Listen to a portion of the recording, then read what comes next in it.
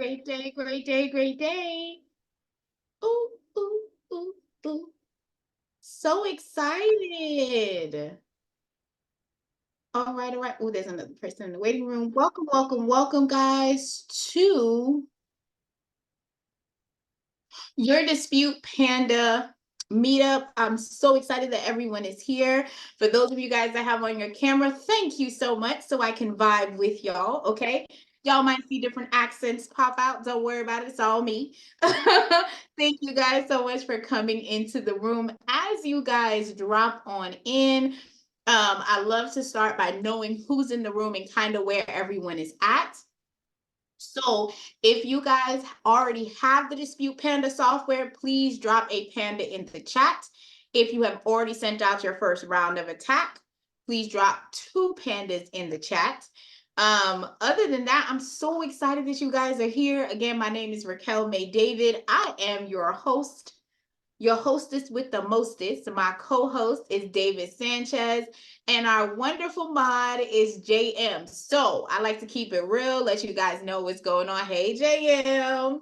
He's the best moderator out there, okay? Y'all can't take him. He's here with us.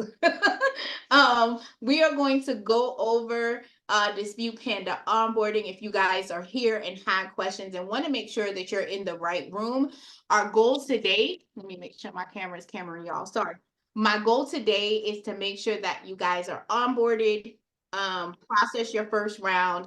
Hopefully you guys are a client within the software.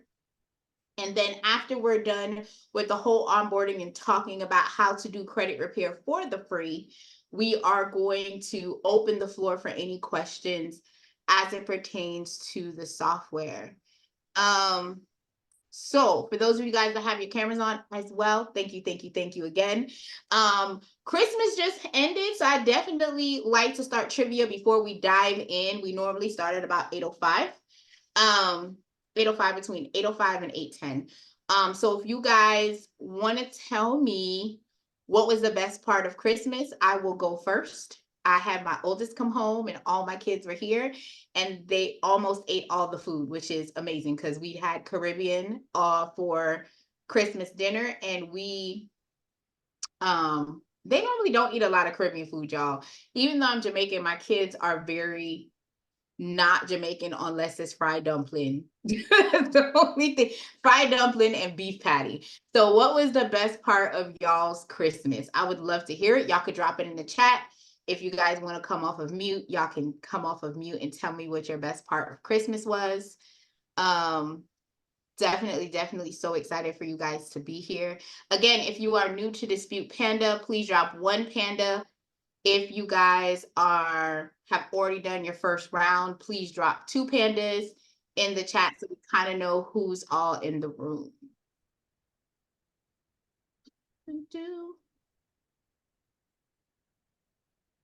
Hey, is it Hermes? Am I saying that right? Is it Hermes? Hey, Lee, is it Leah or is it Lee? Yes, I'm trying to figure this out. My apologies. No worries. Welcome. Do you have Dispute Panda or have you sent out your first round? This is my first round. This is the reason why I'm actually in the call. I would like to have more information regarding the Dispute Panda. Okay. I have a financial office myself as well. I'm currently able to work with around 500 to 800 clients every month. Wonderful. That I provide the services. Okay. And I'm able to look forward to have a program like a software that is able to do everything that I do for my clients. I love that. This is the reason why I'm actually trying to see if Dispute Panda is for me. Got it. I've tried to reach out to Dispute Panda for a couple of inquiries, but so far I only get in touch by email. There was nobody that we can get in the phone call. Yeah, no. So our customer service is 24 hours a day, 7 days a week. We do hold onboarding classes on Monday, Wednesdays, and we do pros. We're going to go back to the pro version on Thursdays at the top of the year. So if you have like specific questions, they will like when you send the email off, they will navigate you to the parties that can help.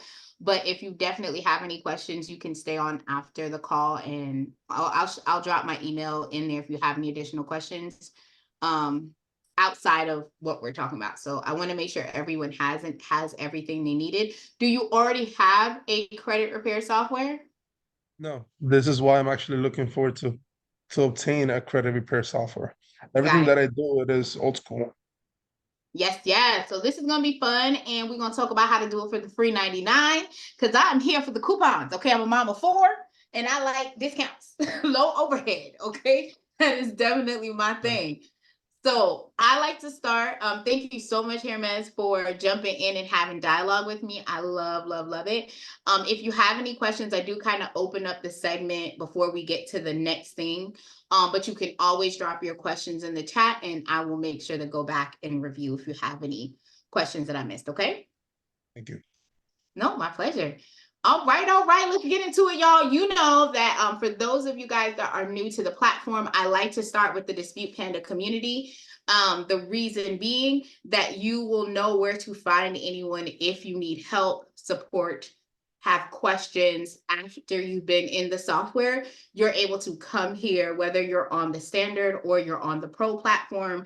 You have a community here to help. So it's not on Facebook, it's our own community. That way you can search questions. So if you have a specific question that says, hey, I want to know about contracts, or I've had this particular issue, you can come here and you can search what you're looking for and get the support you need from the team. As you can see, our lovely moderator JM is up here on the board. He's on the leadership board because he answers questions, honey. Okay, we don't leave you out here stranded in these credit streets. We want you to know how to get your answers and where you can go to get support. Okay, so if you guys are needing help, this is where you would start. Whether you are signing up for a Dispute Panda account, or you want to join the lives on Monday and Wednesday, or you want to be a part of the community, all of the information is available there for you to get the support you need to be a beast in these credit streets. That's my tagline. I'm gonna wear it out till I can't wear it out anymore. Okay.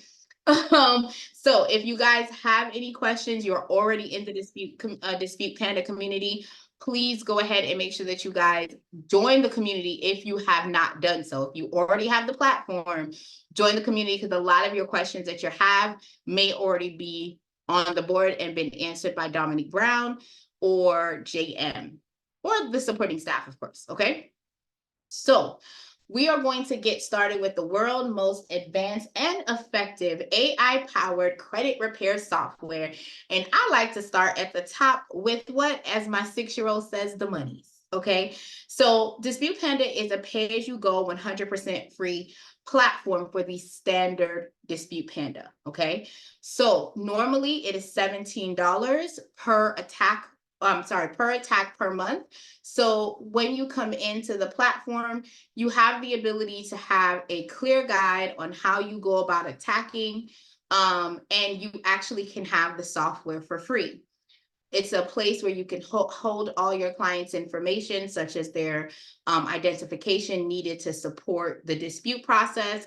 Their credit monitoring login information is a part of the standard plan. It's unlimited clients. You're good to go there. You can also have your team members on there for free. So if you outsource, you can have the privacy where they're not able to change any of your admin responsibilities. They have their own sign-in information, and they're able to help you with processing if you're doing this as a CRO, which is a credit repair organization. If you are doing this as yourself, just for yourself, your family, your friends, the free platform is fine. I am going to tell you guys about the benefits of the pro, and I will point out some of them as we get into the platform so that it's easier for you guys to see what the benefits are, right? So the pro version is $1 for 14 days. And guys, if you are wanting to try out pro for yourself, that $1 is a good deal. You do get some upgrades, and one of them is a secured client platform. So if you want to make it where your clients can upload their own identification, they can upload all of the documents to you, you can have a secured email sequence. That's what the Pro basically offers, as well as a lot of integration systems and great reporting information that you can utilize.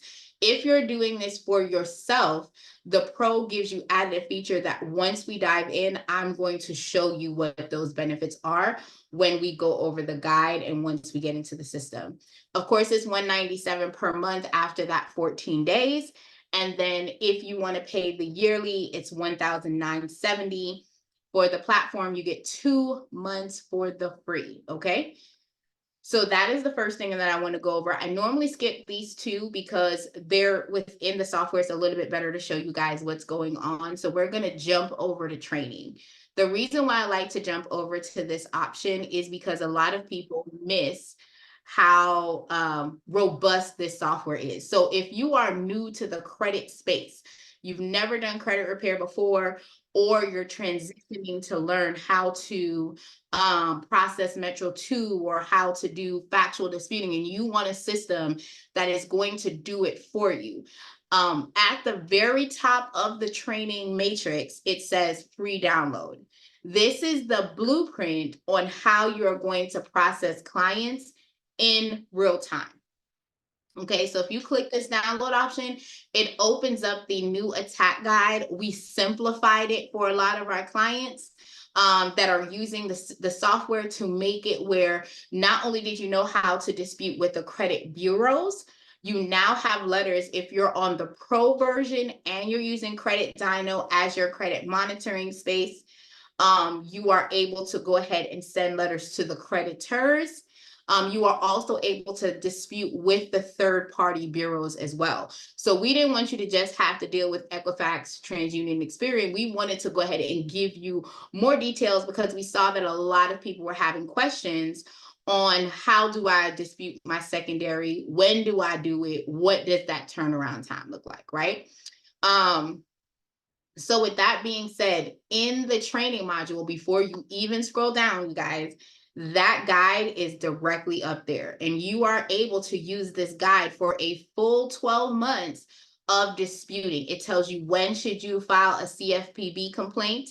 It tells you when do you send letters to the secondary bureaus. It tells you when not to. And also, all of these letters are first class, so there's nothing that has to be sent certified mail for you. And all of them are not in color. So again, it saves on the overhead, because if y'all don't know, I got 2 printers back there. Where is it at? Over there. Some 2 printers be draining my life. Okay. So if you guys are like, hey, how am I supposed to dispute this? How am I supposed to handle the file? You have a full 12 months of robust features that will allow you to go ahead and get exactly what you need in order to dispute your profile or to dispute a friend or family's profile as well. Okay, so I want to go back here. Also, I am here Monday, Wednesdays, and soon it'll be Thursdays, right? If I'm not here and you have questions, concerns, hey, I don't know how this works, I don't understand the breakdowns. If you scroll down, it has all the training, and it also tells you how to upload different credit monitoring sites. It shows you what the letters mean, what the attack, basically everything that I'm going over today. There is a video for it, right? To make sure that you guys are able to leverage the system in a real way. This tab right here is a contact tab. I love this tab. Again, Dispute Panda customer service is here 24 hours a day, 7 days a week. So if you have a question about a particular client or a particular issue, you can go ahead and pick the issue that applies for that client. Something that I drop as a nugget in every class, guys, use loom.com, LOOM.com. The reason that I specify using Loom is that if you're having an issue, you guys are seeing it on the front end. Sometimes the the support team may not see what you're seeing, or when you're writing it out, they may not necessarily understand. So if you do Loom, it's a free video up to 5 minutes. It gives you a link, and it also alerts you when that particular video has been watched. So you know that someone has looked at it, has touched it, and they can reply in the video, or of course, customer service will send you an email outside of. They normally send me an email outside of. So if you're having any glitches, any questions or concerns, you can put the client's name in there, but you can also log into the portal and use Loom to record your screen and talk and say, hey, this is what I'm seeing on my end, to get the support you need. So I definitely love that. Also, if you have general questions, like you want to be a part of the beta team, you want to do a partnership, you want to have a press discussion, you have the ability to go ahead and do that and get it to customer service, and they will allocate it to the right person on the team to be able to dip and do with you. Okay. So before we do our sign up, does anyone have any questions on what we have gone over so far? And welcome all the people that just came into the room. Thank you guys for coming. I'm gonna do my intro again. My name is Raquel May David. I am your host. My co-host is David Sanchez, and in the chat, our moderator is JM. So if you guys have questions, concerns, comments, and cannot come off of mute, please feel free to go ahead and drop it in the chat.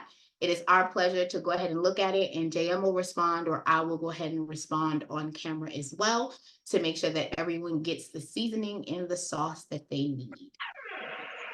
Hi, I'm sorry. I have a question. Okay. Yeah, with this, where is you were explaining to us about if we need some assistance, are you all able to see our account, like to take a look? Are you still there, Karen? Hello? So I personally cannot see your profile, but support can. So yes, they would be able to go ahead and support you and see what you're seeing on your end. I hope I didn't lose her. Are you back?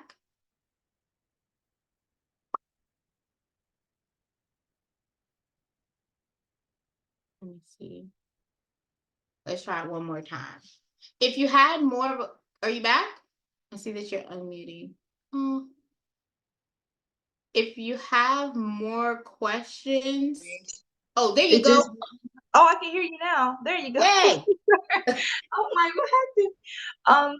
Yeah, so he was saying to make sure that the ID has the right address, and I was trying to see if you all are able to see what I did wrong, basically. I don't know if you are able to view it personally, or do you all help with that? So no, I won't be able to see your profile, but as we go through the walkthrough, I'm going to show you what it should look like. And then you can always come off of mute and let me know if it doesn't. And then if you use the loom.com, like I was telling you, you can do a video and send that to support so they can see what you're seeing. But on today, we're going to go over loading a dummy client in the software. Okay, great. Thank you. That's perfect. Yeah, so you'll be able to see what it looked like, what it does. Okay. Thank you. All right. That was my Atlanta voice, just in case. That was my TI. Okay. Great question. Okay, so Tyrone says, do you recommend doing a personal credit attack first if we are just beginning to understand how the process works? So I'm going to tell you that I was my first client, well, myself in the church. Okay, so I feel like you can speak from a different knowledge portal, so to speak, once you have gone through the process yourself. I have an accountability partner where it took me 6 months to convince her to put her on credit, because she was like, my scores are fine. And I'm like, it's not just about your scores. Like, the credit report is about a full body of who you are. And the question is all of that information accurate? Because if it's not, then there are errors that you need to go ahead and remove. And she was so adamant, because her scores were really high, that she did not want to go ahead and pull her report. And when she did, there were errors. Her name was spelled wrong, addresses were wrong, right? Had become outdated and needed to be cleaned up. So you going through the process can let your client know how many letters should come in the mail to them, or not be surprised if a certain form of letter comes to them, right? And then educate them on the process, because some of the credit bureaus now don't send out the letters by mail, they send it out by email. So you going through the process will give you a different perspective to speak more robustly to your client from an expert, not just being in the credit space, but being a client as well, and be like, I know it's frustrating, let's talk about it, right? So that's a great question, Tyrone. But yeah, I always tell everyone to be your own client. That way you can also talk about the software. So if they're seeing something like, I don't know where to click, you can let them know because you use it as well. Okay, great questions. Any other questions before I start creating my account? JM, I have a whole list of people, imaginary people you gotta delete later. All right, y'all. So this profile here is as the owner of the Dispute Panda software. Okay. Thank you. I appreciate you. As the owner of the Dispute Panda software. So this information, if you guys are not a business entity, for instance, I am the founder of Evolving Eve Consulting Services, right? However, if I was just Rocky doing credit, then I would be utilizing this, and I have to make sure if I'm going to be using it as the account holder and I'm going to be a client, I'm going to need two separate email addresses to ensure I can leverage the platform correctly. Okay. So with that being said, you do not have to be a business owner in order to use this software. You can be, I like to call it regular schlegula, right? Me, and you just go into the software, you sign up, and then you start helping yourself and your family get out of the credit cycle. So what you want to do here is make sure that all your information is correct, because if this blows up, and I promise you it will, y'all be able to go ahead and come back and edit the information to put the company name in once you guys have transitioned. Okay, so we're going to get started. I'm going to put some emails in here.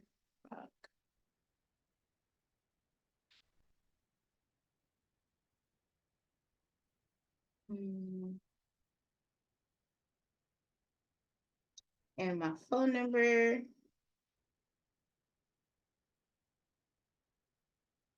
And then the password. So the email address that you guys have here, this email address is what you're going to use to actually log into the software.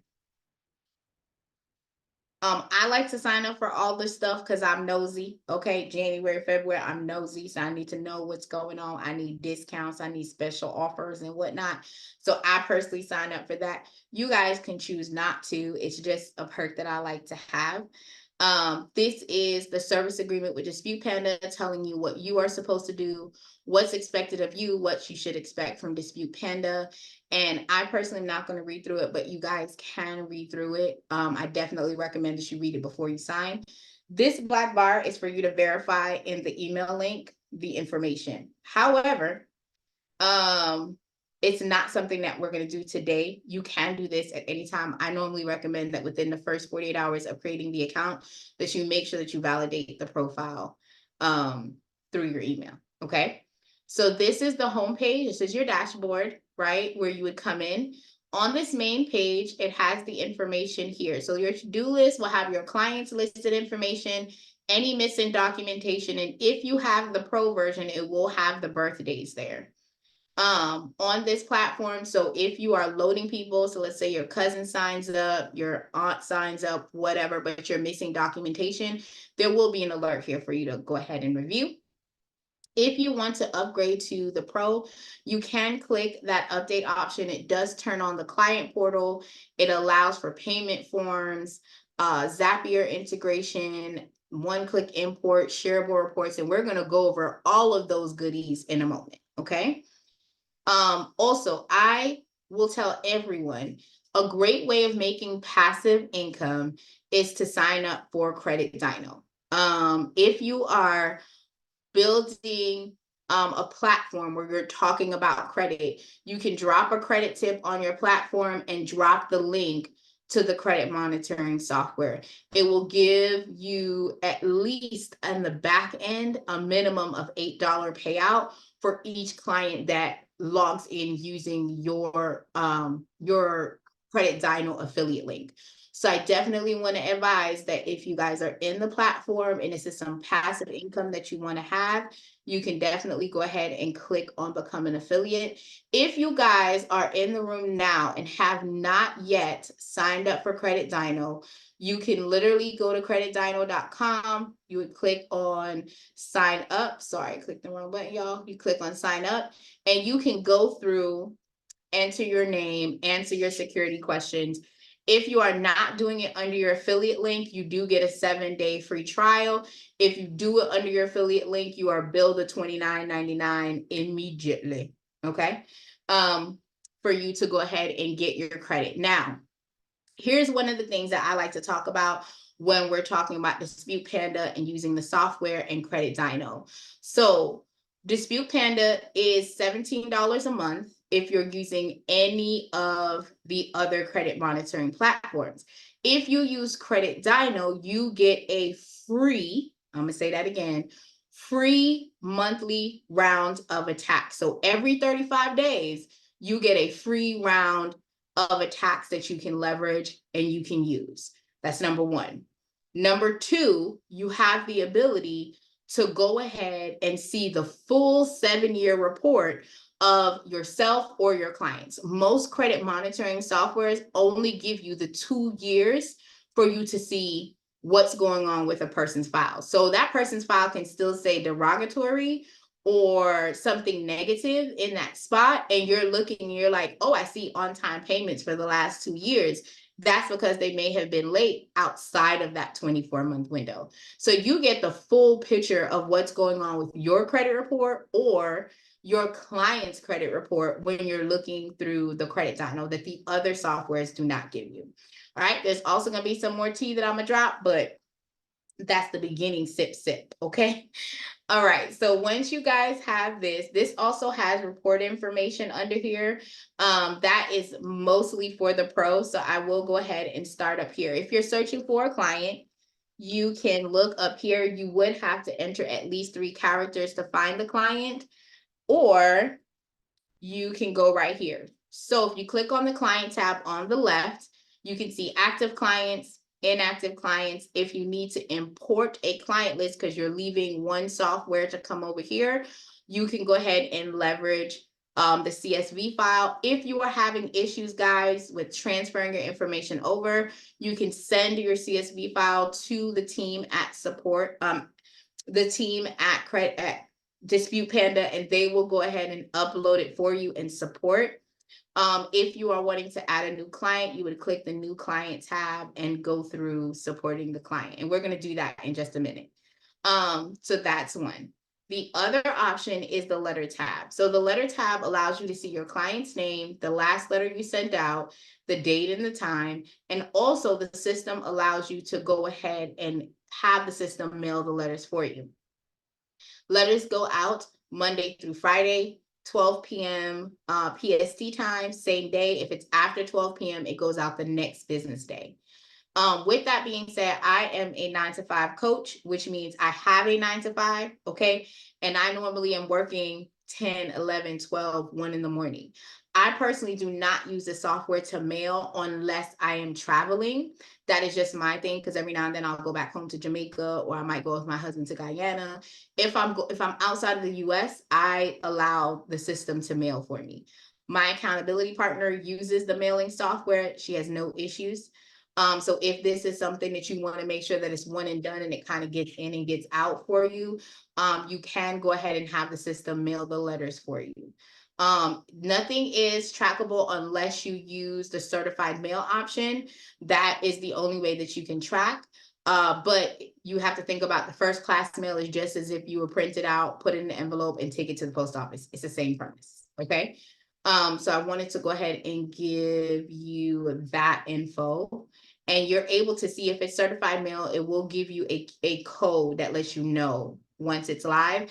And you don't have to track it through USPS. You can come into the system if you sent the letter certified mail, and you can actually see it here because we're connected to the USPS software. The inbox is where you can go ahead and actually communicate with your clients. This is a pro feature. The reports is also a pro feature. And I like to show off this reports, okay? I like to show some stuff out, okay? I sure do. Hang on 1 second, y'all. Let me show you what the reports look like. So give me 1 second, let me grab. All right, so this is what the reports tab look like. It basically gives you a trend of what your company, which is on this platform, right? Because you're the owner of the platform, what your company has gotten deleted in total deletions as well as dollars. So if you guys are starting out, you definitely want yourself to be a customer if you don't really have a client base and you're looking to build momentum, because that way you'll have postable information. But I don't want that to stop you guys from doing this as a business. So I want to be clear, if you have the knowledge and the information, go ahead and post. But this is another way that you can show, like, I mean business in the streets, and you can also turn that same information into a shareable link. It can have your website on there once you've gotten, if you don't have a website, but you are doing this and you're trying to get some clientele, you can go ahead and put your email address in here, and that way it will show on the shareable report. Again, this is all a part of the pro feature that you can go ahead and see this, and you'll be able to see it on the customer level as well. So you can show the changes that has happened from customer to customer. All right, and then this is the subscription tab. The subscription tab is also a pro feature. It gives you the ability to create payment forms. You can do different subscription processes. I did have a DIY software, but I generated the letters and I sent it out for the clients. I've shifted to a new DIY program. So now that payment option is not there, but you guys can have different plans. So let's say you're working on a client with a basic plan, you can go ahead and say, hey, this is my basic standard plan, which is $139. I'm only disputing the credit bureau. And then you can say I'm $179. I'm disputing the credit bureau and the third party provider. So you can split up your plans however you like it. And of course, these last two tabs are training and contact us. Okay. So I want to go ahead and jump down into the balance. So this balance tab is basically takes you to your setting profile. I love this balance tab, and we're going to go through it in its entirety so you guys can understand the meat and potatoes of what's going on. Okay. So right here is your profile. So you can go ahead and add your photos. So if you switch to pro, your wonderful picture will be on there. Okay. I have several different me's on there. So you can go ahead and put your picture in there, your phone number. The organization is where you can add your logo. So when you guys are switching over from just doing this for yourself and your family, and you've now decided to take on clients, you can put your company logo in there, your website, your email address, your phone number, your business address, and your contract can be placed in here. So everything that you need to be busy in these streets, you have the platform to go ahead and do it. And you can also allow other people to be team members. Again, like I said, the security, so you don't have to give them your username and your password. You can literally just put them in the system. They get an email, they can create their own password, and they're good to go. Okay. Let me scroll back up.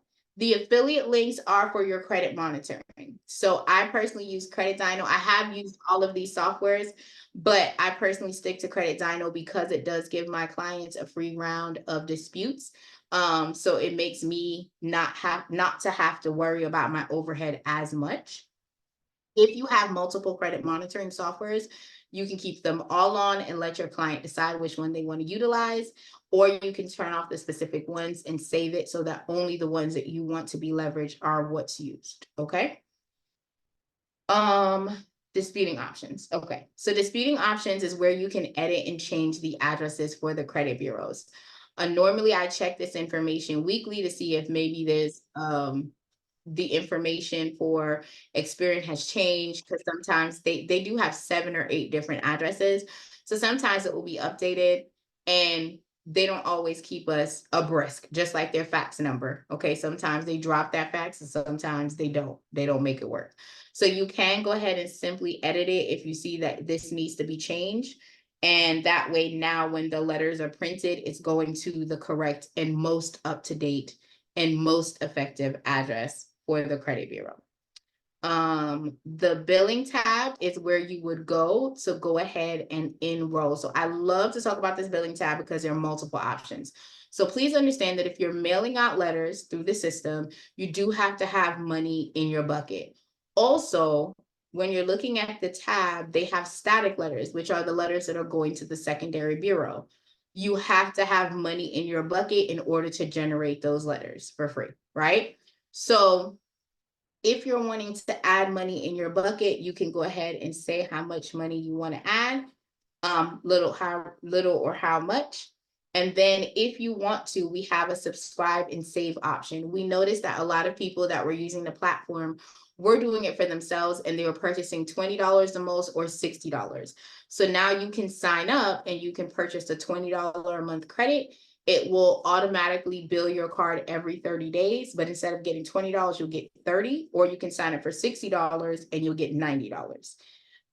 Please remember that when you're signing up for this option, it has to be your credit card. So if you're having more than just yourself or your spouse, the subscribe and save may not be the option for you. It might be best for you to go ahead and leverage this. Again, the exception to that rule can be if you're using Credit Dino, but sometimes the mail be mailing. Okay, sometimes these letters, when you're getting in and you're looking to dispute, depending on how robust the credit report is, you might have a really heavy mailing day, and that $60 or $90 is not enough in your bucket to send out for 2 people. So I just want to keep that on file. You can also update your payment information and add your card on here, and we also do ACH. So that way, when it's time for you to reload, you can do that with ease, okay? The invoicing option tells you what invoices are out. You can see your Panda Pro that's billed every month, as well as your statement. The activity tab allows you to see what attacks have been sent, any mailing information, and if you have anyone with Credit Dino, you can see who that person is and how many attack credits that person has, okay? This integration tool is with Zapier, and this is a great tool for you to leverage if you're trying to like connect funnels together or connect an email sequence. So as soon as a client gets in, their Zapier tells it to start sending out emails, and you can have the systems speak to each other. So this is a great way to do that. And of course, I talk about monies.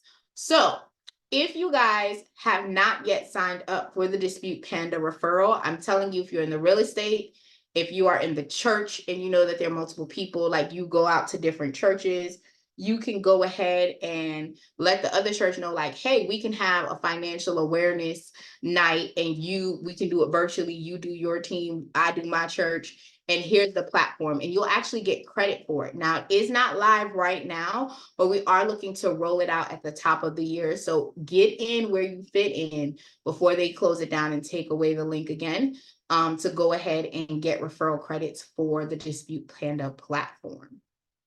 So that has covered basically everything on the side, all of the setting tabs. What questions does anyone have before I go into adding myself as a client? Any questions? Hi. Hi. So I have a question. Mhm.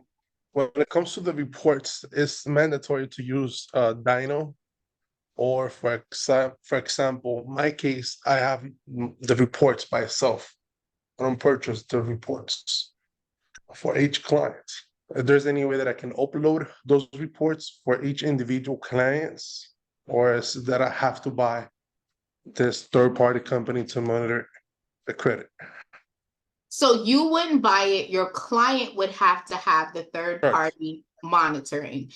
So the softwares do not, let me say this, there's certain software that are integratable with the Dispute Panda software. So you can either be with Credit Dino, Identity IQ, Smart Credit, or My Score IQ. Those are the 4 softwares that aren't compatible with reading the codes on the back end to be able to help the system process the letters accordingly. So if you pull it yourself, that's fine, but you would not be able to put it into the system without the coding. However, what I would state is to send an email to support and let them know what software you're using to pull reports from and see if there's a way for them to get the permission to do it. Does that make sense? Okay. I mean, yeah, I can go ahead and text him. My second question is, you guys didn't you actually went through the subscription part yet or not? Where if you have clients that they actually pay you monthly, does Dispute Panda has this monthly payments available? So Dispute Panda, this version that I want to make sure I understand the question. Can you say that again? Because I don't want to answer the wrong thing. Sorry. Yeah, so I'm pretty sure, I don't know if you actually went through the subscription already. So before you get to this, did you went through it or no? Do you mean, do I have a Dispute Panda software? No. You see that is the subscription part for each individual clients. If you have a client that is subscribed on a monthly payments.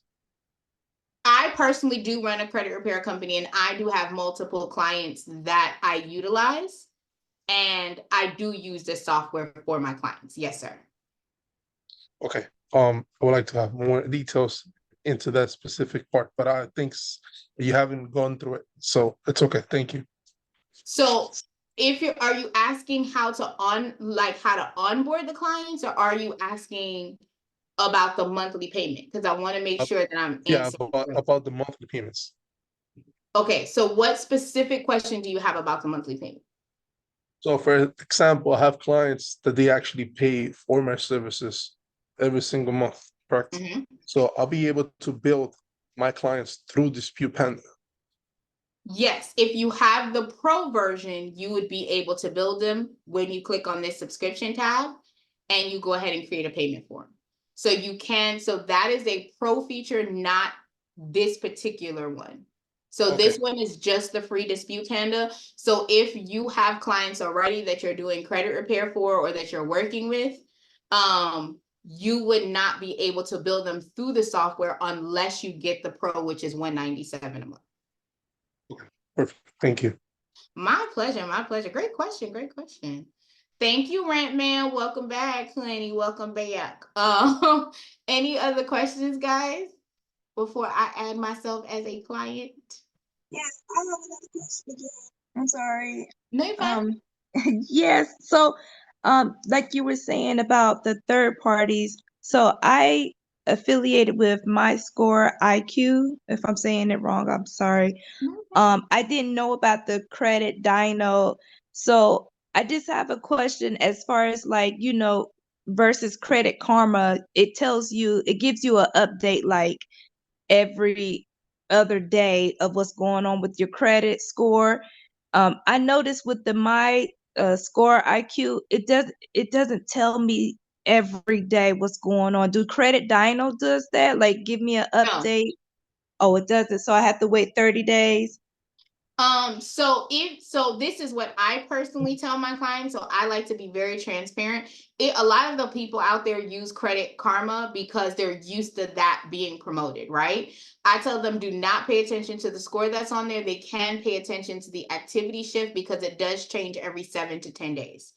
However, when you are using the platform, the goal is they will get alerts through Credit Dyno. So if there's any changes, any shifts, they will get the alert, but the numbers and the score is not going to be updated every couple of days. Does that make sense? Oh, yes. Okay, that's what I want to know. Yeah, Okay, the it's update. not going to do that. Okay. However, if you have My Score IQ, you can still use them as, an option. The only thing is you won't be able to get letters for the creditors if you're not on Pro and if you're not using Credit Dyno. So that's the perk of having Credit Dyno is you're getting the letters to dispute with the credit bureaus as well as the letters going out to the creditors themselves. Okay, and do I have to have the pro in order to have credit dyno, or No, am I you can okay? have Credit Zyno. Yep, you can have Credit Zyno by itself and not have the pro. The only thing is you will not get the creditor's letter unless you have the pro. Does that make sense? That's a pro Yeah. feature. Yeah. Okay, that makes a lot of sense. Thank you so much. My pleasure, my pleasure. Okay. Got a question in the chat. Unable to unmute. Hey, Mercedes, it's okay since I'm driving. However, is the paid version better for better results? Or are they the same? So it depends on how aggressive you want to attack. For transparency, I personally was only using the free version for a while. I want to say for a good 3 to 4 months, I was still getting good results. However, again, I also send different extra stuff, but I was getting good results using the free platform. The difference between the free and the pro is you're also getting additional, so you get the same letters whether you're in the free or you're in the pro version, right? All the AI, the Metro, all of the late letters, all of those things are still the same. Okay, there's no difference between the pro or the free, except that when you have the pro and you're using Credit Dyno, you get to get letters for the creditors as well. So it's more of an aggressive method of response, because sometimes a credit bureau likes to play with people, all right? And sometimes they, when you decide to say, I'm going to send a letter, and I like to say it like this. So think about how you go to a restaurant and you have an issue with the waiter, and then you go to the manager, and then you go to the CEO, right? And or you go to Yelp, and you go to Google, and you notice how now whenever there's social media complaints, all of a sudden businesses are responding. It's kind of the same premise when you have the letters that are going to the creditor as well. It makes it more aggressive. It makes it where the credit bureaus can't ignore you because you're leveraging this information specifically, and you're disputing with the creditors directly as well. So yeah, try it out, see how it is. Like I said, it's $1 for 14 days. You can see how you like the platform, and then kind of make your decision. I'm going to be honest, I didn't jump on the bandwagon until I had more clients that had Credit Dyno. And then once I switched over to Pro, I did see an influx of shifting and really seeing the adjustments that were going on. So just wanted to give you guys that my point of view. Either platform works because the letters are exactly the same. The only difference is one is a little bit more aggressive than the other one. Okay, great questions. Any other questions before we dive into signing up my client, aka me? Yeah, Miss Raquel, this is Coach Hightower. I got a Hey, question. Coach, how you doing today? I'm good. Welcome How you back. doing? I'm good. Good, good. Keep up the great work. I got a question. I'm sorry I'm late. Yes. I'm just coming in. No, you're fine. And I'm not sure if you covered it, but how do you handle the creditors when they send you a letter stating that they see that it's a third party contacting them, and they prefer that you to deal with them directly? Oh my gosh, yes. I'm sorry? That's a question I got too. He's saying the right thing. Okay, so Thanks. there is a stall letter that I will show you in the system that you can Okay. utilize and send out. There are two methods that you can use. You can send out that stall letter and resend the original round, as long as it's within the last couple of days, right? I personally am a person that is not going to go to round 2 until you answer my round 1. Okay, so there is a stall letter that's in the statics that I will go ahead and show you guys. And what you would do is generate the stall letter. You'll fill in the box with the information, and then you will attach the original dispute that you had sent that they did not respond. So I noticed that TransUnion likes to do that a lot, but yeah, I'll show you guys what letter you utilize if they send you that information. Okay, so you say use the original stall letter, the original letter. So you're pretty much going back into the system and trying to re-download the letter that was sent by the computer. I'm gonna show you 2 ways to do it when we get in. There is a way that you can just download it so that it all prints the stall letters and that original round together if you have the pro feature.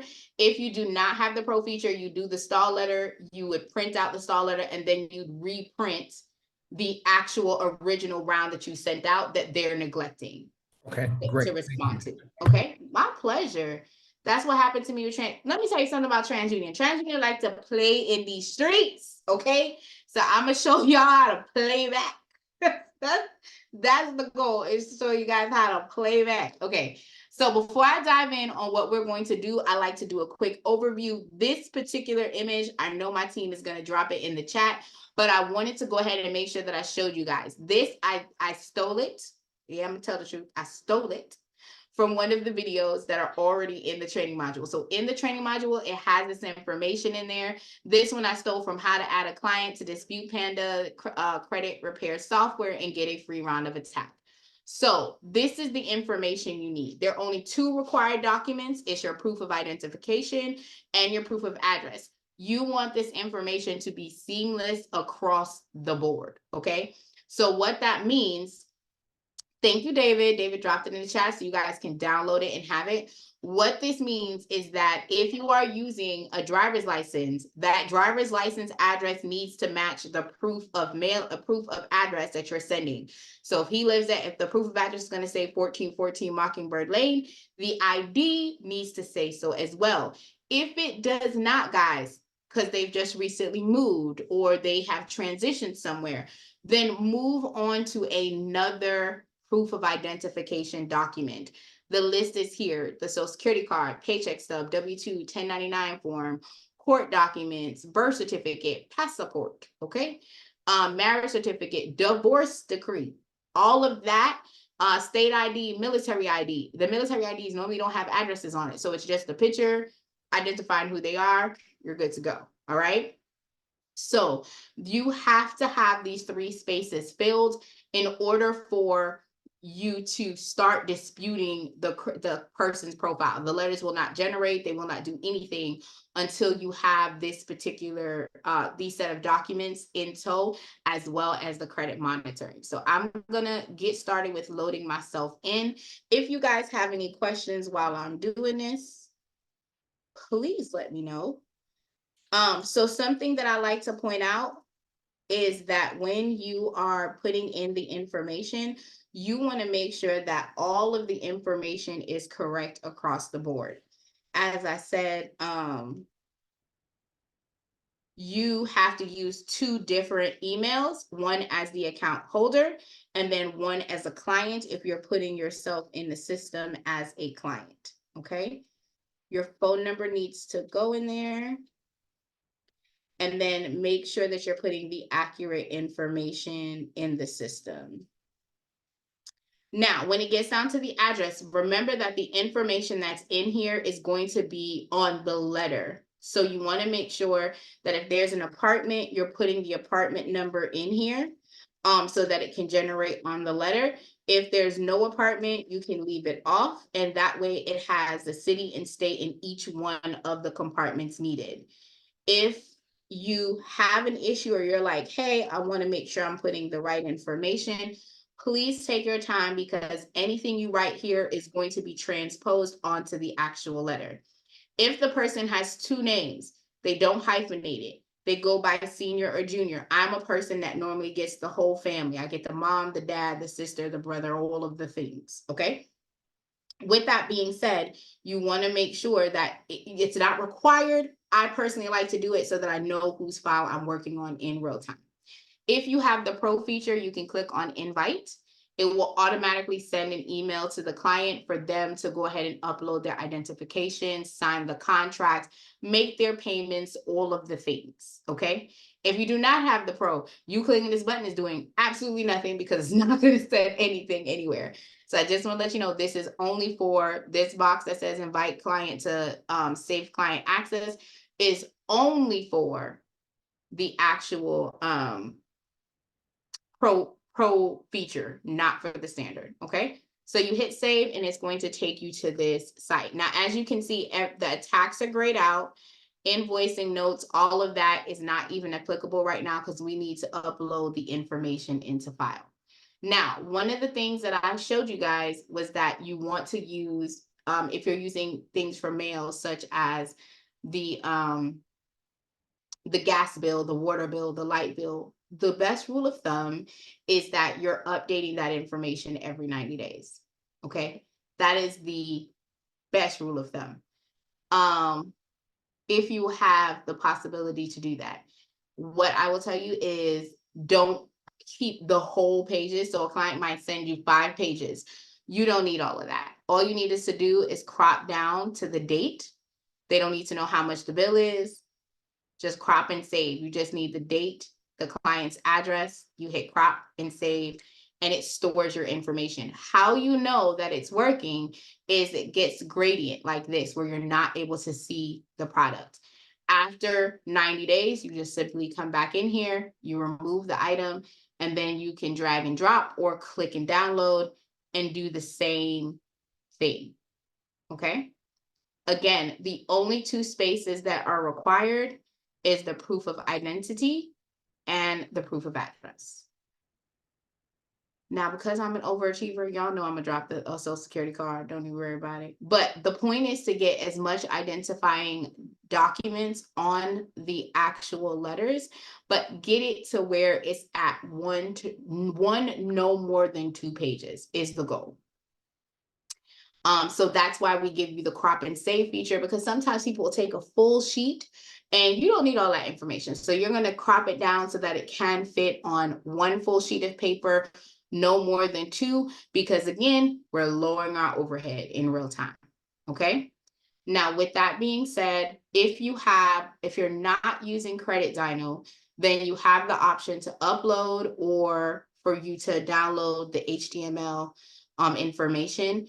If you are using Credit Dyno, you have the one-click import option. What this means is instead of you logging into My Score IQ or logging into Identity IQ or Smart Credit to update the information, then pull it over here, you literally come back every 35 days. You click this one-click import and it updates the information and give your clients the free round of attack. So it makes it easier for you to do the business that you need to do in one software without going to multiple places. So I'm going to actually stop sharing my screen. I'm going to open the floor for any questions that you guys may have while I put in the mock information. Any questions while we are processing, guys? Again, I won't be able to see the screen, so if we do have questions, my apologies. Please come off of mute and I'll be able to answer.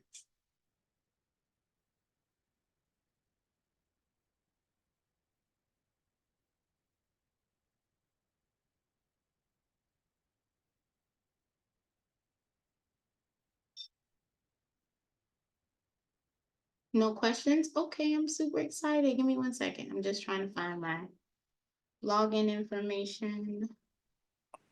I have a question for you. I might have an answer. Let's go. What question?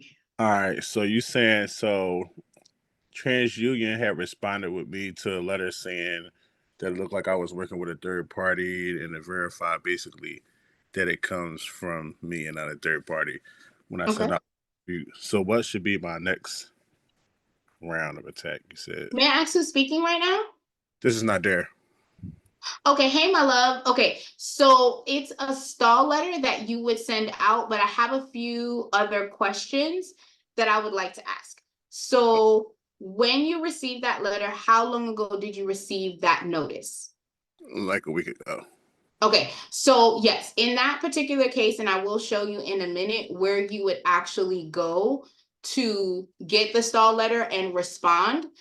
So just for clarification, what happens is by law, there's no law that says that you cannot use a third party to go ahead and dispute your credit. So that is a stall tactic. So under the attack round, when you go to your letters, there is a specific stall letter that you would select and you would go ahead and attach it to the original dispute that you sent out, and be able to send it back to the credit bureau to say, hey, I don't care what you have to say, like this is what the law says, and you need to go ahead and dispute.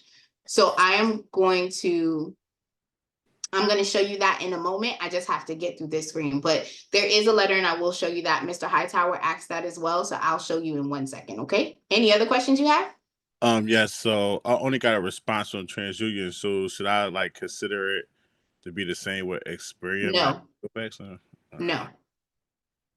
You don't make any assumptions until you get information back. So what I've seen a lot of people do is, number one, they don't respond to that letter, which only delays the process. And number two, because the first round of attack are so many letters, as far as you're sending at minimum 3 letters to each credit bureau. So they could have said that they're not processing on letter 1, but they're actually going and disputing on letter 2 that you sent out, right? Because it's just getting to them.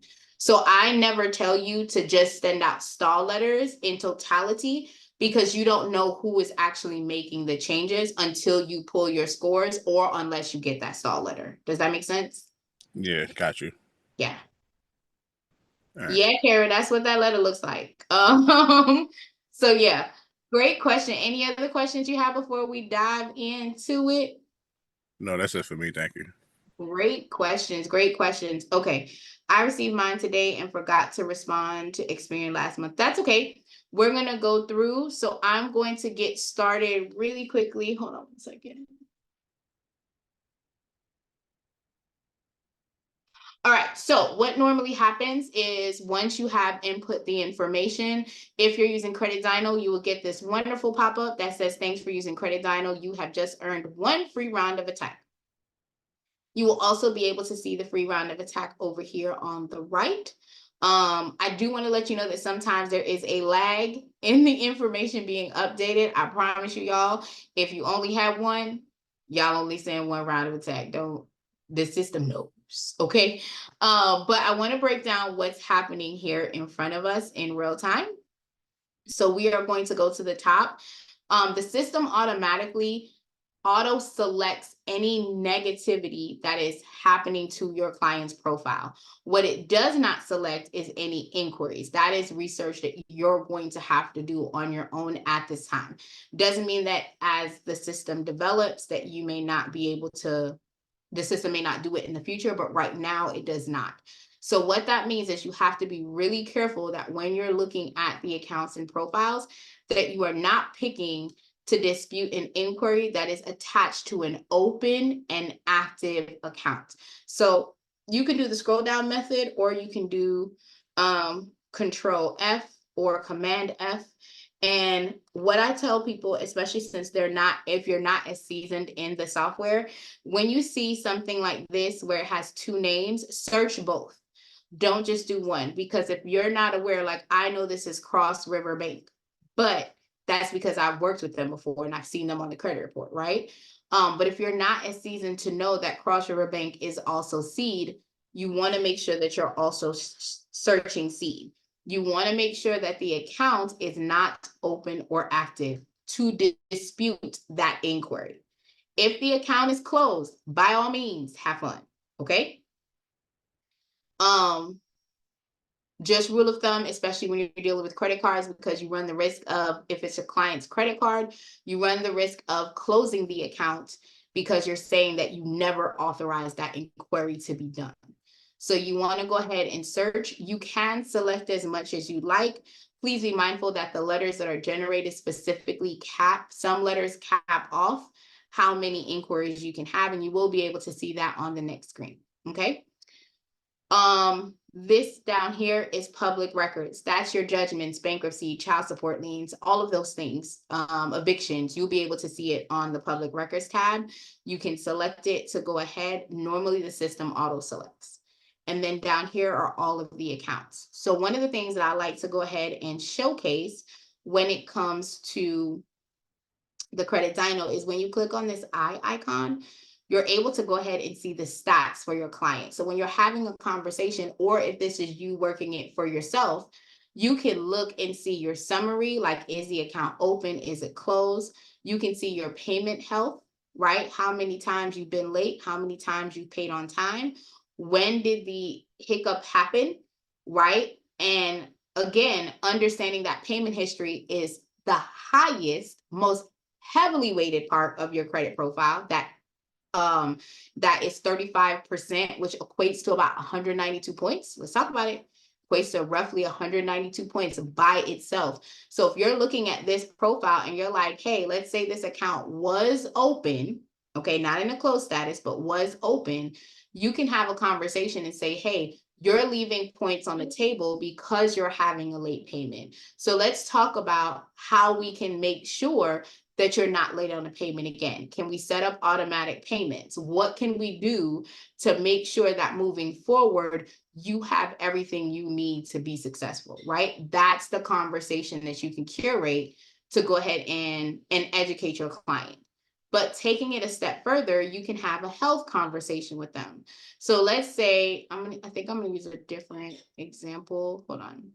I'm gonna close out of this. Let's go to Capital One. So let's say you're having this conversation with yourself or your client, and you're talking about your utilization. Utilization is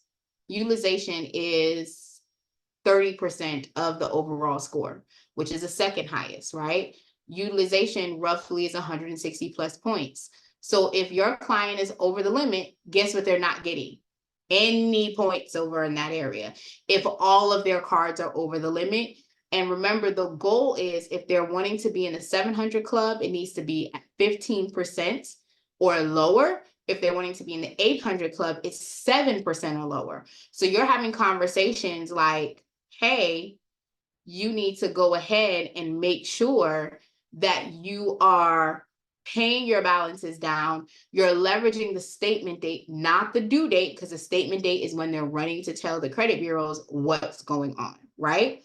So you're able to educate from each standpoint with your client from start to finish. So that's something that I love about the Credit Dyno profile. Also, in this software with Dispute Panda, if you have, so like for Hermes, he may have already been doing credit repair. He's been writing his own letters. He knows these letters work when it comes to late payment. So you have a specific letter that has worked, tried and true. You can go ahead and put that letter in here. And then instead of it selecting the round of attack for all of that, this one particular account would have that dedicated letter. So whether it's factual disputing or you have a Metro 2 coding letter that you know works, you can plug it in here, you can save the letter, and you can use it going forward. All right, and just use template. And now the dispute rounds attacks will still print for everyone else, but this particular account will print the specific letter that you selected. If you change your mind, you're like, nope, I'm just gonna let them do what it do. You can hit remove and you're good to go. Okay. I'm gonna answer that question 1 second, James. Hold on 1 second. So you are not able to get to the attack phase until you have saved the filter. So you want to go ahead and hit save filter, and then the system will open up to the attack round. Again, the software gives you a flow as to what letter you are going to select in month 1, month 2, all the way to month 12. And it tells you the day frequency. I am a 45-day company. I allow 5 days for the letters to get to the client if I'm not faxing. So I do fax all of my clients' information over. If the fax goes through, then Bob's your uncle. I start the clock from that particular day. If the fax does not go through, then I'm still allowing the 5 days for the letter to get there. 30 days for them to process it, because that is what the law says. We have to give the credit bureau 30 days to go ahead and process. And then if you don't, they add on another 15 days. So you want to give them their 30 days to process and then another 5 days for the letters to come back. So in this particular case, the first set of letters that we would send out is the Punch of Fury, Supreme Boosted. If you have the Pro, you'd be selecting creditors, and then you'd come back and do the static letters.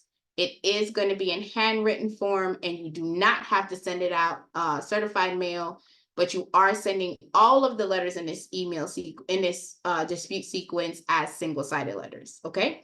And this over here where it says attack frequency are the days in between the letters that you're going to send out. So you would come here, you would select the Punch of Fury, you would click on handwritten. If you guys are in the Pro, you would click the generate the creditor letters, you will hit Supreme Boosted, hit start, and type confirm.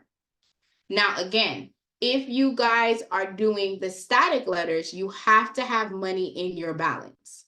Once you have money in your balance, you can go ahead and click on start new round. Right after you've done your first attack, you hit static letters. I like to scroll all the way down to the bottom, and I'm selecting all of these third-party verifiers for this letter to be generated for my client or for myself. Okay, if you already know that your client does not have a secondary profile, you do not have to select for that person. So if you know your person does not have an LCI account, just don't select it. You'll select all the others that do apply, and you'd click handwritten, start round, type confirm, and as long as you have balance, it's a free process for those letters to go out. Now, with that being said, the burning question is about the stall letters. So you would come to static and you would scroll down to stall. It has the coding verbiage that says that this credit bureau is not allowed to stall. So you would go ahead and click the box. You will go ahead and put the date in. If you have the pro, you would add the documentation that you already sent last month or a few days ago in this box. It will print out the stall letters together, or you can simply fill out this box, go ahead and hit print, and then go ahead and send it to the credit bureaus that it applies to. Okay, so James's question is, I got the same letter again from TransUnion after sending my first stall response letter. It was 5 days to my second attack, so I waited to send my second attack. Is that the right thing to do, or should I send a stall letter again? So I want to make sure that I'm clear, James. You're saying that you already sent out your second round, or it's almost time to send out your second round? I already sent out my second round. Okay, so since you've already moved forward with sending out your second round, I would say wait until you hear a response back from them. If they send you another stall, then if they send you another stall letter, then you will go ahead and resend your second round with the actual stall letter attached to it. Okay. Okay. That's not. Yeah, and anytime they send you a stall letter, you come here. Anytime they send you a stall letter, you come here, you select it, and you resend the letter out. Okay. Yeah. Thank you. My pleasure, my pleasure. Any questions? Any other questions, guys? Quick question. Yeah. Hey, How you been? blessed and highly favored, honey. How you been doing? Good, good. I thought with the stall letters that you still wait your 35 days out before you respond with the stall letters. Because I No. thought If they send you a stall letter today, you come into the system today, if you're able to, or tomorrow, and you go ahead and hit stall and you resend the original letter that you had sent for the dispute, because they're telling you they're not gonna do anything. Now, what I like to preface is, just because they're telling you they're not doing anything, you don't know which letter they're responding to. Because remember, like for this particular person, there are multiple letters that are being printed, right? For this particular person. So right now, they have 1, 2, 3 letters going to TransUnion. You follow what I'm saying? You don't necessarily know if the stall that's coming back is coming from letter 1, 2, or 3. I get it. I get it. Yeah, so you still want to send that stall letter and send that attack, because they could still be processing the other 2 letters that didn't go through. You get what I'm saying? In another department, because now again, I'm going to be honest, I don't send all my letters together in one envelope. So if you are a person that sent all of the TransUnion letters together in one envelope, then in that particular premise, if you're getting the stall letter, then you're just going to send it out right away, right? Like you're not going to stress yourself out about it. I'm a person that separates my letters. So if I have 3 different letters, I'm sending out 3 envelopes. Okay, I get it. I get it. For my client. So for me, I would not know until that 35 days hit and I pull to see which one of those letters did they actually work and which one they didn't. So to just make it easier on myself, I just resend the full thing with that stall letter and make it go out. Okay. Okay. Thank you. My pleasure. That's why I don't send it all in one. Some people do. I just personally like that since the system has separated it because they're only putting a certain amount of accounts on one letter. So it doesn't look frivolous. It doesn't look like we're overloading and just trying to throw spaghetti at the wall, right? I send it out separately. There are other people that are in the industry that just puts everything together and sends it out. So it all depends on how you process that file. Understood. Thank you so much. My pleasure. Great question. Welcome back. You had a good Christmas? You had a good Christmas? Yeah, I had a blessed Christmas. How about yourself? I had a wonderful, my son came home and then he dirtied my living room and now he gone. It's so amazing. I loved it. It was a blessing. Bye. Oh, one more question. Kara, did you have another question for me, my love? Great question, Mr. Rant. Thanks for coming back. But he said he had a question. I'm sorry. He said he had one more. When you're doing the monthly credits for the mailing or for the credits, when you try to switch up, you can't get that discount again. You just gotta wait that whole 30 days. Are you talking about the subscribe and save? Yes. Yes, you can only, so ideally it's meant for one person. So I would suggest if you have more people, not necessarily do the subscribe and save. I would just go ahead and purchase the bulk or whatever. But I do have people that purchase a subscribe and save and they also use a system to mail out. So they'll just make it load every 30 days and then they'll just purchase exactly what's needed to mail off for that particular client. So you can So is the bulk feature still up there? Huh? So you can still order the bulk feature? Oh yeah, you can still order. So hold on, let me go back to the client. Hold on one second. This is me, this is her, Cheyenne. Okay. And we're gonna go to hit attack. And then we just click mail out.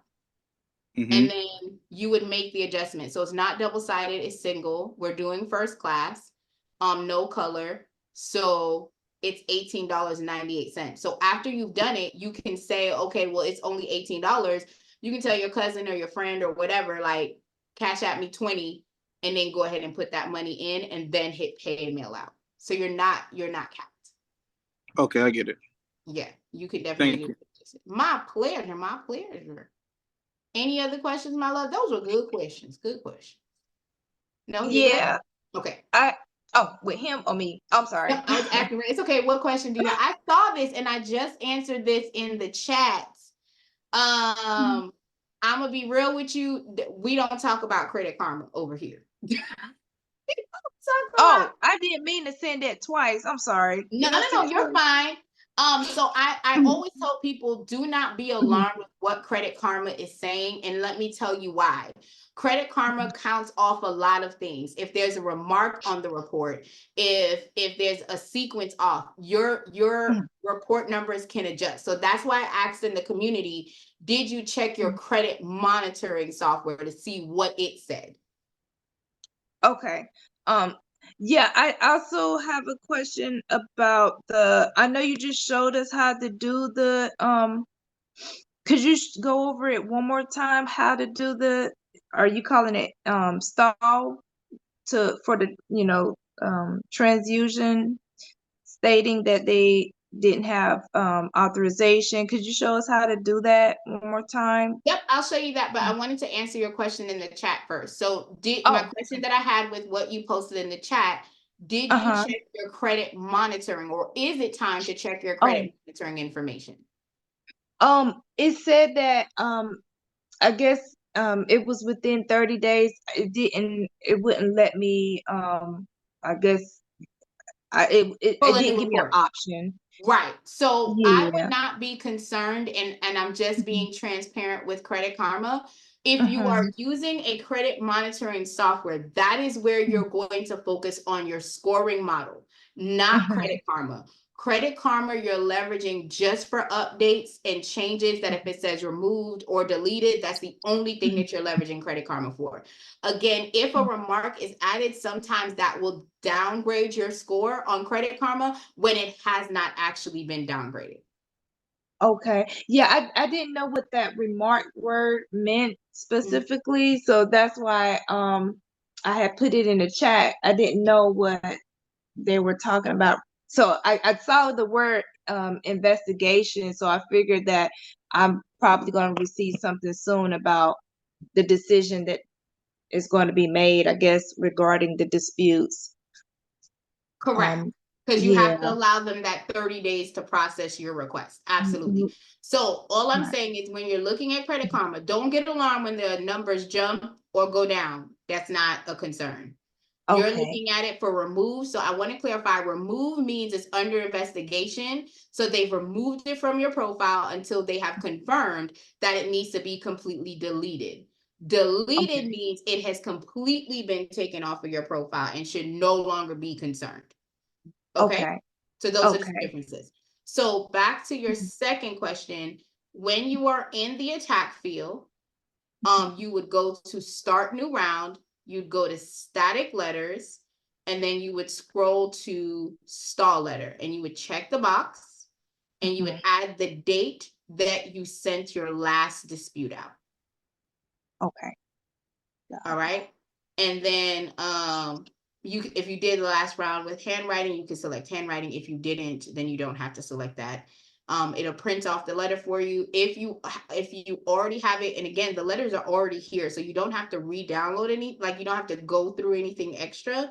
If you have already downloaded it and you haven't deleted it, I'm gonna be honest, I delete all of my stuff off my computer because I just feel like there's a James Bond out there that's trying to get into my computer. Not that I'm that important, y'all, okay? But I feel like I am Tom Cruise, okay? And it's always Mission Impossible. So I do delete everything off of my computer hard drive every night. That's something that I do. But you guys can come here and you can click on the history tab, you can re-download it, or you can go to the attack tab, click on it, and download it again and reprint the letters and send it out to whatever agency sent you the stall. So if TransUnion sent you the stall, you'd print out that stall letter because it's going to give you through all three bureaus. So you're just going to print out the one that you specifically need and attach it to that round of dispute that you need to get done. Make sense?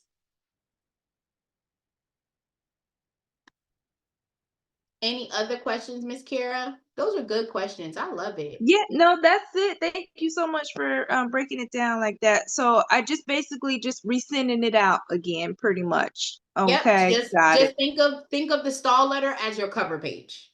And the Okay. dispute is your resume, and you're trying to tell them, don't make me have to come up there.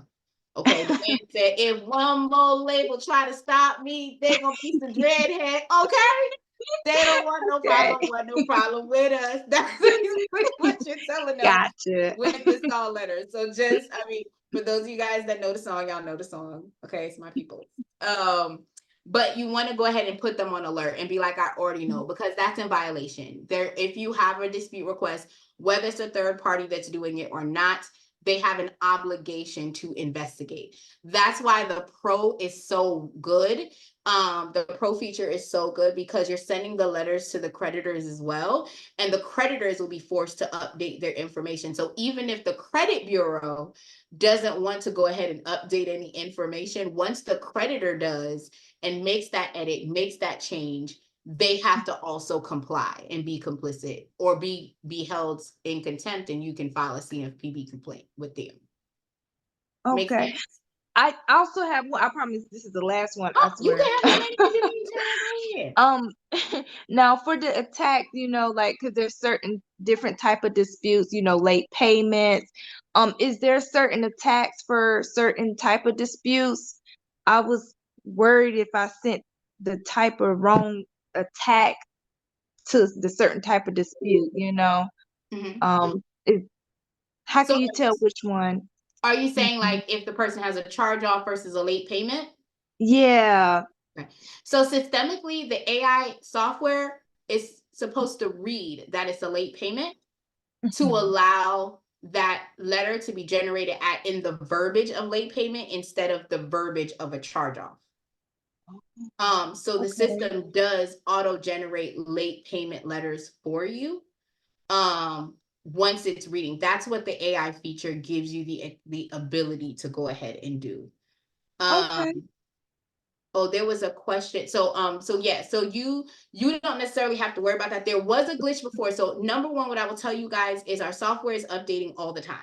Before I mail out a letter, I read the letter. Not necessarily that I know what Metro 2 is all the time, but this way I can catch if the AI did not, and I can send a message to customer service to be like, hey guys, this letter didn't generate. Can I please get the correct letter? And they will be able to support to make sure that it's corrected. It has been this way now for over 2 weeks, that the system is automatically responding to the late letters in the process of the verbiage for late and not delete. Because remember, if the account is open and it's active, we're not necessarily wanting to delete that account. We're wanting that account to stay on the profile and just for the late payment to be forgiven to us, okay? Because my cat ran over my dog and then my dog blew up the house, right? So y'all got to forgive me that I was late. So the system will do it for you. You don't have to worry about it. And this flow works no matter what your client has. So whether it's charge off, bankruptcies, repos. Now that doesn't mean that you may not have to do extra work outside of, but this is the basic blueprint, step by step, month by month, what you want to do to just do your basic disputes with the credit bureau and the third party providers is what it's giving you. Any other questions for me, Kyra? Because I'm okay if you got some more now. That's it. Thank you so much. I appreciate that. My pleasure. Okay, so Tyrone had a question in the comment, in the chat, sorry, that says, what is the recommended price point for credit repair service, assuming the customer will pay for a tax round with parallel monthly payments? Okay, so your price point has to be subjected to you. Some things that I like to take into consideration is my overhead. Are you printing or are you making the system print? If your person's on credit dyno, all of those things will take into account, as well as the type of clients you're servicing, right? For transparency, when I started my credit repair, I charged $24 a month. I also used to have to chase clients down to keep their credit monitoring on. Now it's a non-negotiable for me. So if I have to come to you 3 times in 1 month about your credit monitoring, I'm not chasing you. I will cancel your profile and let you know that I can't move forward. If I will cancel your information, let you know that it's a requirement. In my contract, it states that they have to keep the credit monitoring on for them to have my service. It's not a optional, because I can't dispute if you don't have your credit monitoring on. There has been a time where my credit monitoring was included with my software because I was sponsoring. However, I no longer do that. I also have to calculate my overhead. I have lifetime, a lot of things, like my website is lifetime, my CRM platform outside of that does like my email sequence and funnel building, that's a lifetime platform. So for me, my overhead is literally ink, paper, envelope, stamps.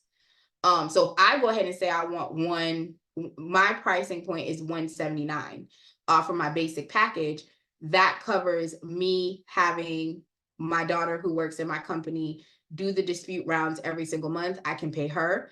I can put money aside for taxes, and I can put money aside for marketing and still make a profit because my overhead is kind of low. The only thing that I pay for is my phone line, which I'm trying to stop paying for now, my fax, and everything else is kind of on yearly, right? Like Zoom and my domain name.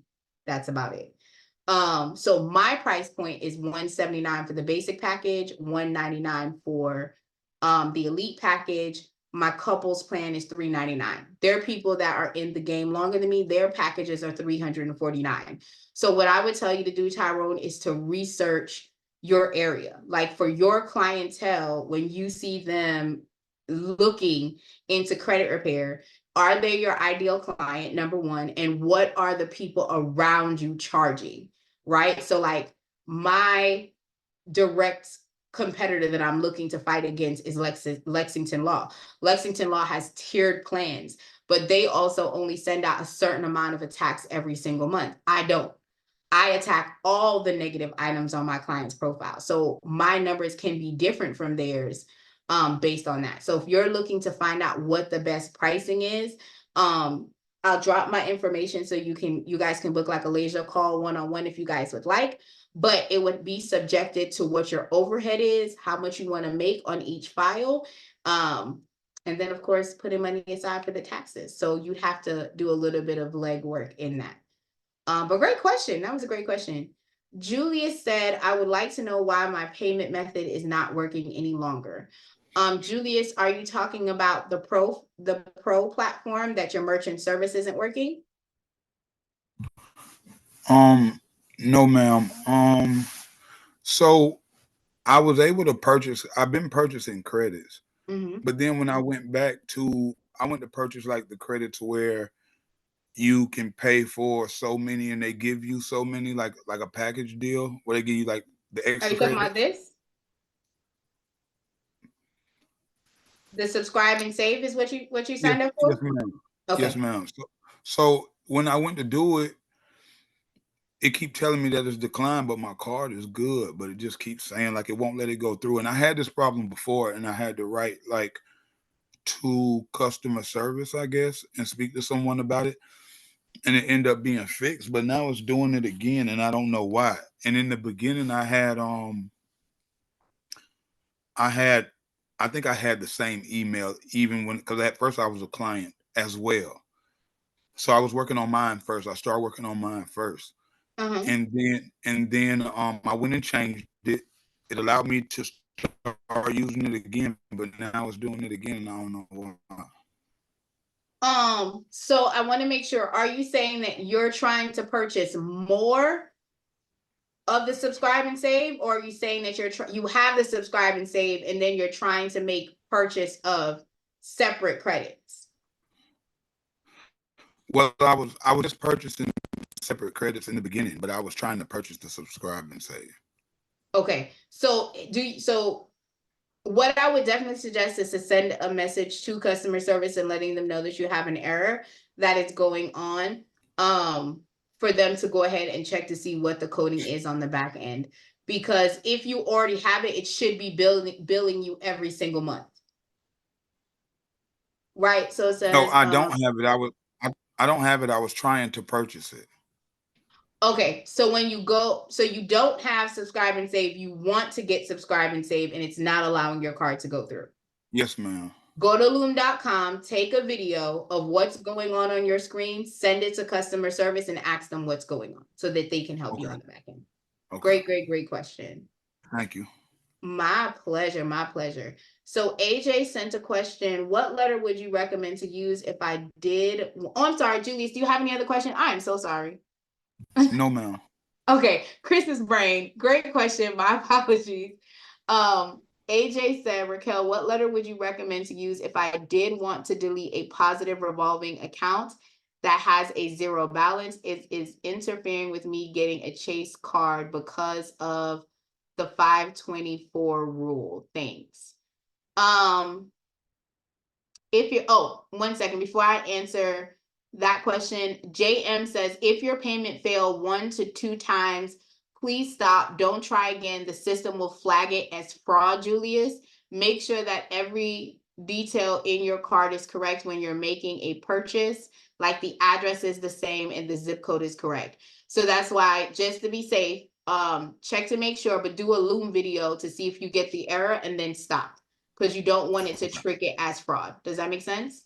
Yes, ma'am. Awesome. So AJ, any of these letters can be utilized. You can choose to elect to click the account that you have.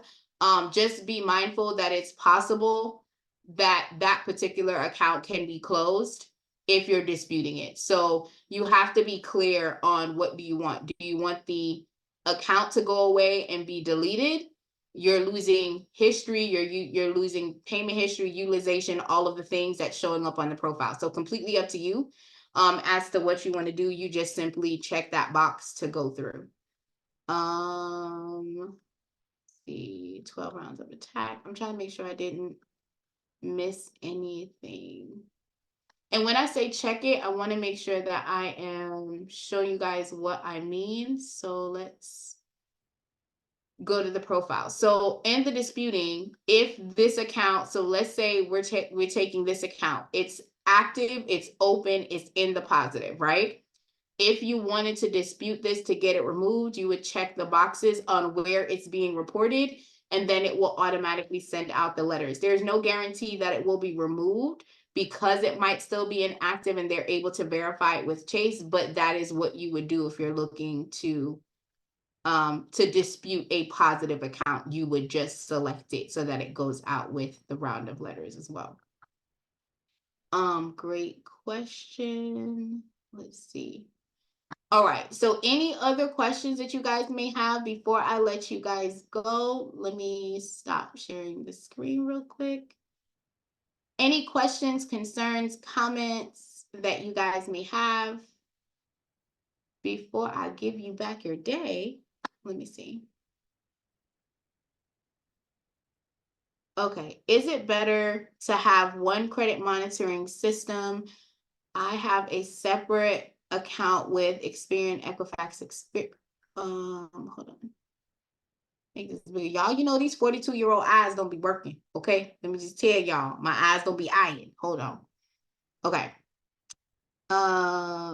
Recently I created Identity IQ. My husband uses UCES account as well, trying to figure out what's the best system to follow all accounts. Okay, so I'm gonna be transparent. I've had a client who had multiple systems that they were leveraging for their credit monitoring, and it got confusing because not everyone had the same number. Also, people are not aware that your credit score is generated each time that it's pulled. So your number doesn't stay the same.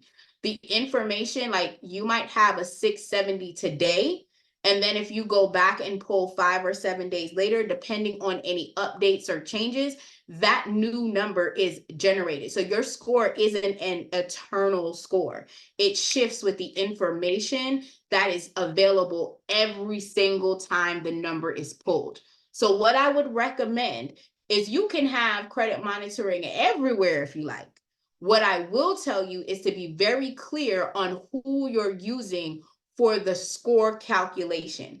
If you're using your bank, a lot of time they're using the FICO 8 scoring model, which is good for credit cards, sometimes auto loans, depending on the creditor. But if you're looking to use that score for mortgages, that may not be the same score. So I want you to know that sometimes too much information can confuse a person. So if you're going to be in multiple houses, you want to get real clear on who's going to be the number or the profile that you're going to pay attention to. Okay, I hope that answered your question. If you have more, go ahead and dive on in, my love, because I want to make sure I answer everything. Thank you, Mr. Hot Top, for coming in. James, how many times can you pull your credit? How many times can you pull your credit in Credit Dyno in a particular period? So the goal of using Credit Dyno is that you're pulling your credit score every 35 days because that is when you are able to get a free round of attack. So you should not be pulling your credit score except for every 35 days. Okay. My pleasure, Lee. Love to give answers. All right, Mr. Rant, what questions do you have for me?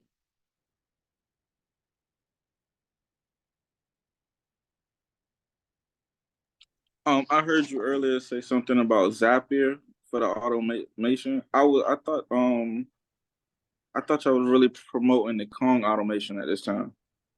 Right. So Kong is the platform that houses your information. Zapier is what tells Kong what to do from the platform. Okay. So you really need it's a help. connector. Yeah. So you use Kong to to put the email sequence in, create the funnel, do all of the things, right? But Right. let's say you have a client that comes in as a lead. You want that email lead sequence to go out. That's where Zapier says you create a funnel that says, hey, this person just got entered. Zapier kicks over to Kong and tells Kong, hey, you need to send this information out to them as a lead or as a current client. So think of Zapier as your connector in between the two softwares. Okay, I get it. Thank you very much. My pleasure, my pleasure. Any other questions, guys? Yes, Raquel, I have a question. Yes. So I have about 4 or 5 accounts, and these accounts have been enrolled in a debt settlement. and an agreement has been established, but it's going to take like about 2 to 3 years before they are settled fully. Right. And they still keep reporting this on my credit score. So in this case, what do I do, so that they will take away all the derogatory remarks and also the late payments and everything? So you can choose to select them, but here's the situation. So I have two questions.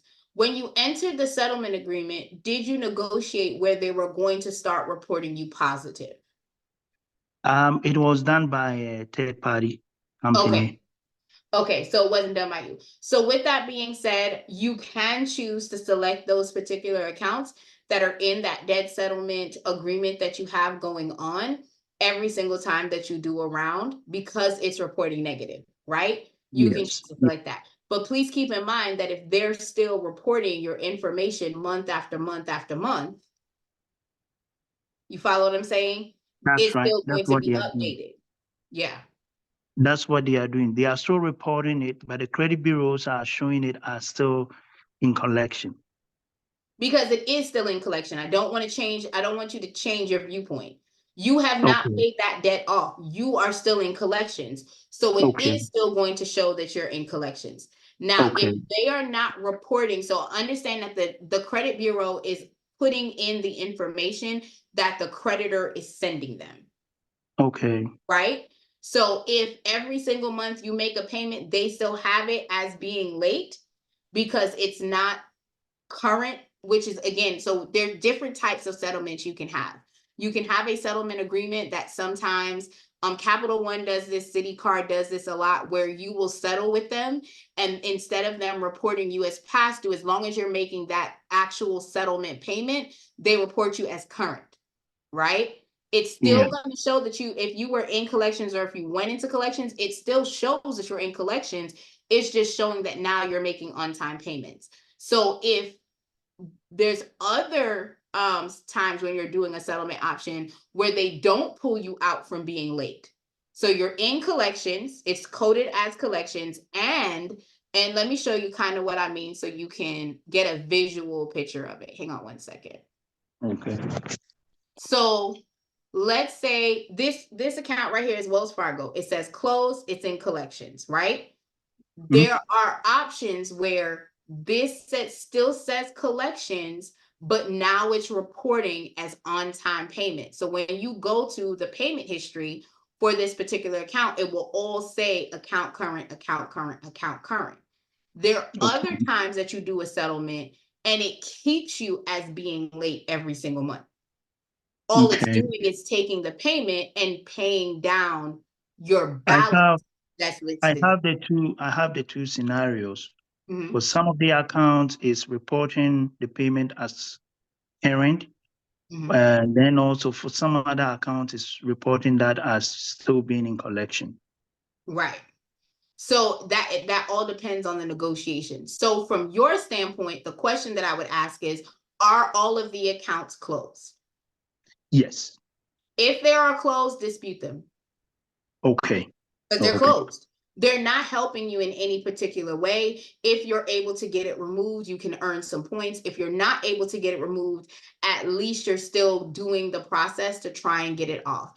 For transparency, a paid debt is a lot easier for you to get off of your credit score or your credit report than an unpaid debt. So I have this conversation with my clients at all times. If you see that you're on that payment scale and you're getting close where you only have a little 100, a little 200 left to pay, I tell people go ahead and pay that 200 so that it can count, it can be closed, and then you can aggressively dispute that particular file. Does that make sense?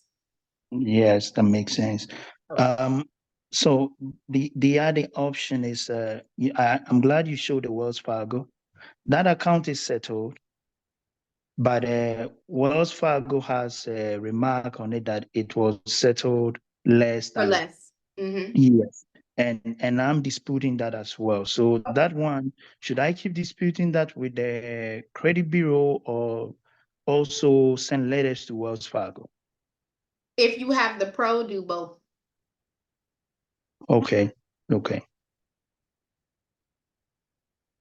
Thank you. You're welcome. Any other questions, guys?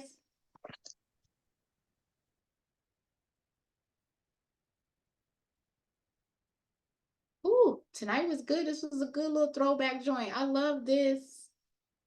Okay, okay, okay. I'm going to shamelessly plug, if you guys are not in the community, please y'all get into the community. JM is always there. Hey JM, always there helping out. The support team is always there helping out. I do try to chime in every now and then. Don't judge my life, y'all. I be busy. If you guys have any questions, concerns, comments, I did drop my booking link in the chat if you guys want to dive in more. Remember, we do onboarding Monday and Wednesday. For transparency, it's only onboarding the software. If you have additional questions outside of the software questions, you will have to go ahead and book a call. But thank you so much for coming on in. AJ, it was my pleasure to help. Any other questions other than that, I'm going to release y'all. All hearts and minds clear.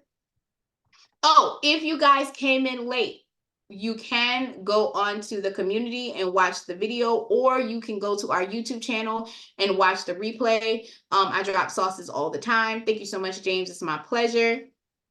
Other than that, thank you guys for being so amazing. Anything you got for them, David? Are we having a meeting on Monday? It's gonna be the 1st of January. So I'm gonna tell y'all right now, I don't drink, okay? But during the New Year's, okay, we gonna ring the bell, okay? Ring my bell.